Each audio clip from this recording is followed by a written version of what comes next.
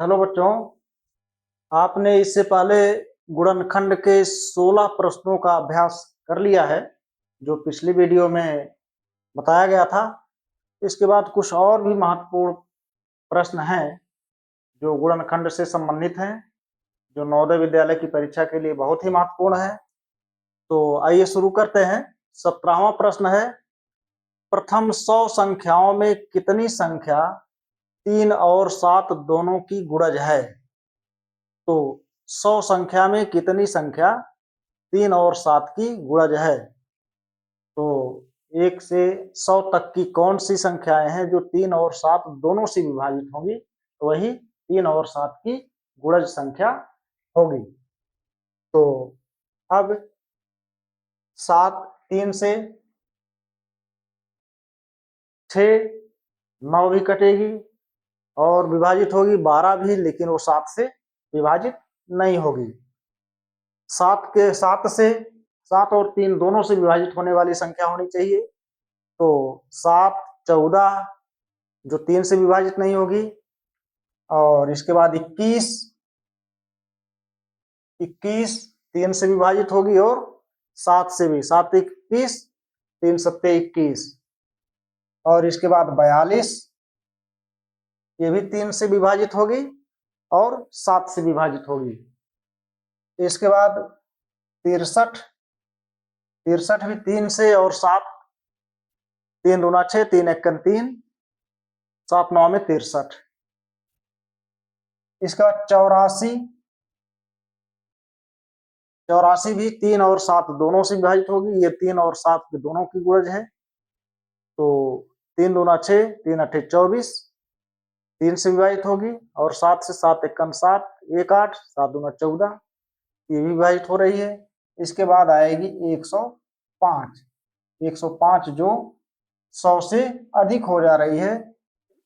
तो 100 तक की 4 संख्याएं हैं जो 3 और 7 से विभाजित होंगी। यही 3 और 7 से विभाजित होने वाली जो 4 संख्याएं 21, 42, 63 और 84 है, यही 3 और 7 की गुणज है 100 तक की। तो 4 विकल्प ए सही है। 18वां प्रश्न है, निम्नलिखित में से कौन सी संख्या 5 तथा 10 दोनों की गुणज है? 5 और 10 दोनों से विभाजित होने वाली कौन सी संख्या है? जिसके अंत में 5 है वो केवल 5 से विभाजित होगी, और अन्य संख्या से भी विभाजित होगी, लेकिन वो 10 से विभाजित नहीं होगी। और जिसके अंत में अगर 0 है तो वो 5 और 10 दोनों से विभाजित होगी। तो इस तरह के बहुत आसान प्रश्न पूछे जा सकते हैं। तो आपको बहुत ज्यादा समय इसमें ना जो है देते हुए बहुत जल्दी ही ऐसे प्रश्नों को हल करना है। तो 5 जिसके अंत में 5 है वो 5 से विभाजित होगी और 10 से विभाजित नहीं होगी, लेकिन जिसके अंत में 0 है वो 5 और 10 दोनों से विभाजित होगी। तो 140 5 और 10 दोनों की गुणज है। 140 5 से भी विभाजित होगी और 10 से भी। 5 एकन 5, 5 दूना 10, 4 14, 5 अट्ठे 40, ये 5 से विभाजित हो जाएगी, और यही जो है 10 से भी विभाजित होगी। तो आ जाएगा 10 एकन 10, 10 चौके 40। तो 140 विकल्प डी सही है। 140 5 और 10 से की दोनों की गुणज है। 19वां प्रश्न है, निम्नलिखित में से कौन सी संख्या 11 का गुणज है? 11 से विभाजित होने वाली इसमें कौन सी संख्या आपको बताना है। तो 11 की गुणज वह संख्या होगी जो 11 से विभाजित होगी। 11 से 131 नहीं विभाजित होगी। 100 अब 11 कन 11 हो जाएगी 21, 11 दूना 22 नहीं विभाजित होगा। 141 भी नहीं, ना 151 भी विभाजित होगी। 11 कन 11 41 फिर बचेगा,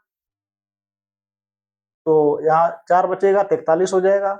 11 से 41 नहीं विभाजित। विकल्प ए 11 कन 11, 1 12, 11 कन 11। तो ये 11 से विभाजित होने वाली 121 संख्या है। तो ये 11 की 121 11 का गुणज है। विकल्प ए सही है। प्रश्न 20, निम्नलिखित में से कौन सी संख्या 13 का गुणज है? तो 20 में 4 विकल्प दिए गए हैं, इसमें से कौन सी संख्या 13 का गुणज है? 13 से विभाजित होने वाली संख्या ही 13 का गुणज होगी। अब 13 एकम 13, 1 14, 13 एकम 13, यही विभाजित हो रही, ये 143 13 का गुणज है। विकल्प ए सही है।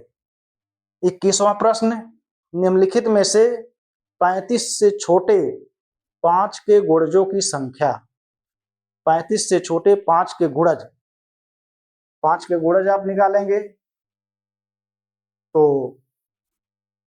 5 कम 5, 5 दूना 10, 5 या 15, 5 चौक 20, 5 पच्चीस 25, 5 छक 30, 5 सत्ते 35। अब यहाँ 35 से छोटे 35 को छोड़ दिया जाएगा। 35 से छोटे 5 के गुणज, 35 से छोटे 5 के गुणजों की संख्या 1 2 3 4 5 6 होगी। विकल्प बी सही है। 22वां प्रश्न है। 22वां प्रश्न 45 के गुणनखंड हैं। 45 के गुणनखंड आपको बताना है। तो 45 के गुणनखंड आप 45 किन किन संख्याओं से विभाजित हो सकती है? तो 3 से विभाजित होगी, 5 से, 9 से, हाँ लेकिन यहाँ एक, हाँ एक है नहीं इसमें, एक से भी एक रहेगी। तो 1 3 5 9 6 से नहीं विभाजित होगी, ये नहीं होगा। और इसमें 1 से विभाजित हो जाएगी, 3 से, 5 से, 9 से भी, 15 से, 45, ये विकल्प डी सही है। इसके गुणनखंड 1 3 5 9 15 45। 23वां प्रश्न है। निम्नलिखित में से 60 का गुणनखंड नहीं है। 60 का गुणनखंड आपको ज्ञात करना है। इसमें से कौन सी संख्या जो 60 का गुणनखंड नहीं है? एक 60 का गुणनखंड है 30 दूना 60, 15 चौका 60, 13 से विभाजित नहीं होगी, तो ये 13, विकल्प डी 60 का गुणनखंड नहीं है। तो 23वें प्रश्न में विकल्प डी सही है।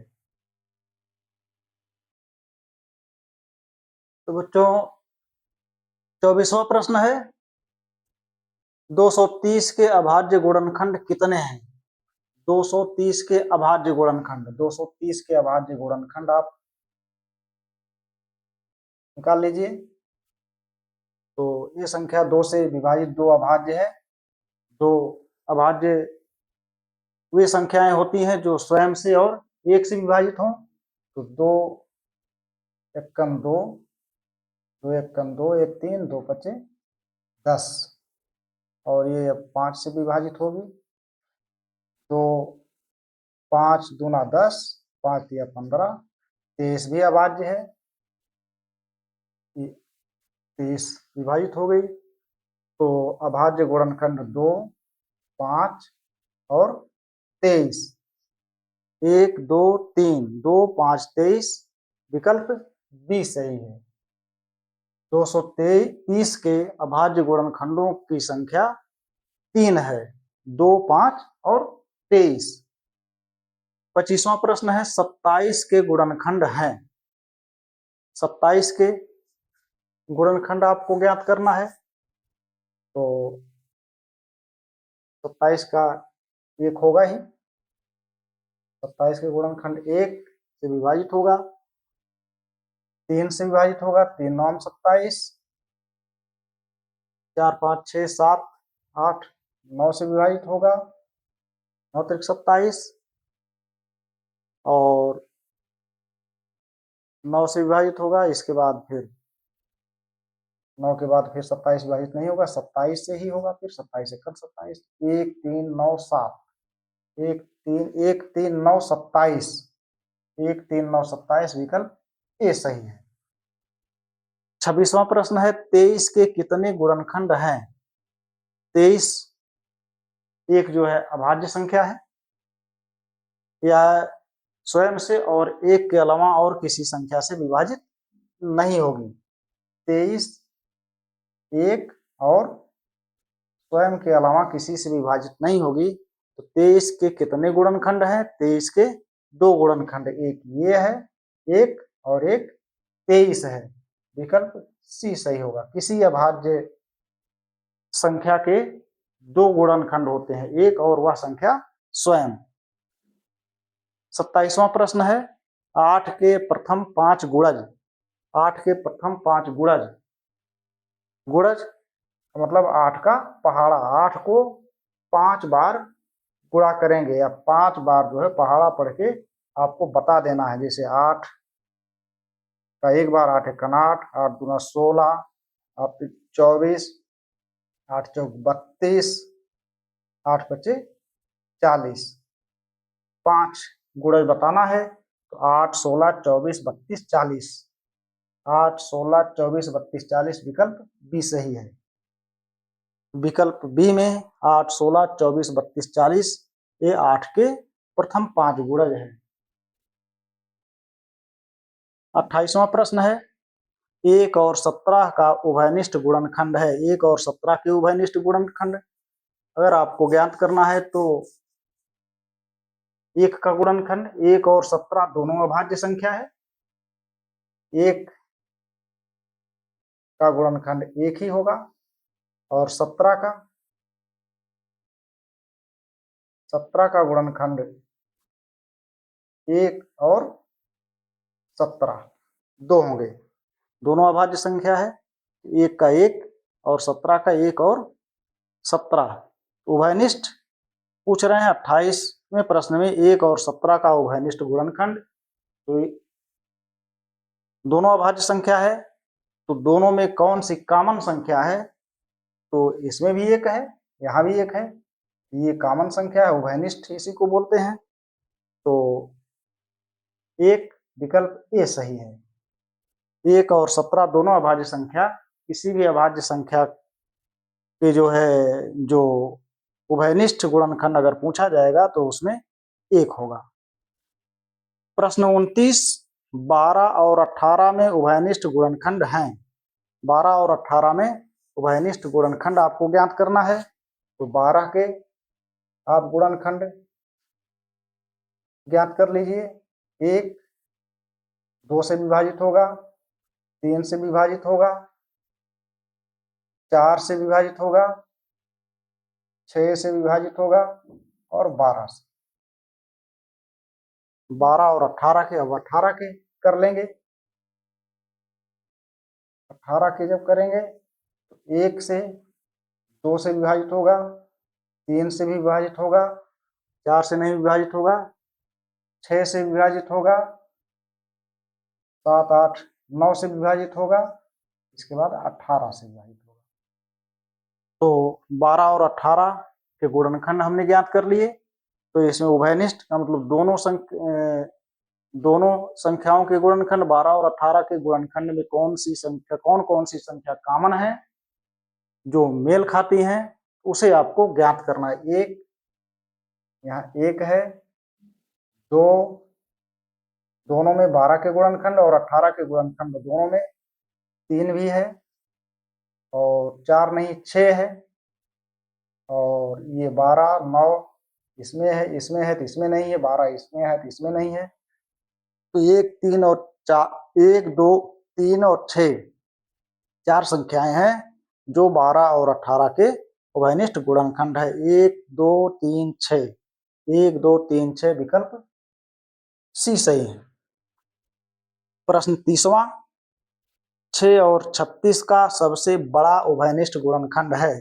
6 और 36 का सबसे बड़ा उभयनिष्ठ गुणनखंड ज्ञात करना है। तो 6 के गुणनखंड आपको ज्ञात करेंगे। पहले 1 से विभाजित होगा, 2 से, 3 से और 6 से। तो और इसके बाद 36 के, वैसे सबसे बड़ा उभयनिष्ठ गुणनखंड 6 में 6 है तो अब इसमें भी देखेंगे 1, 2, 3 से भी, 4 से विभाजित होगा, 6 से भी विभाजित होगा, 9 से भी विभाजित होगा। तो ये 6 के गुणनखंड में सबसे बड़ा जो गुणनखंड है 6 है, तो इसमें भी 6 है, तो यही सबसे बड़ी संख्या 6 के गुणनखंड में 6 है, तो 6 ही सबसे बड़ा उभयनिष्ठ गुणनखंड 6 और 36 में होगा, तो विकल्प डी सही है। तो इस तरह से गुणनखंड के 30 महत्वपूर्ण प्रश्न थे और जिसका आपने अभ्यास किया और ये प्रश्न समझ में आ गए हों तो वीडियो को लाइक, शेयर और सब्सक्राइब कर दीजिए। धन्यवाद।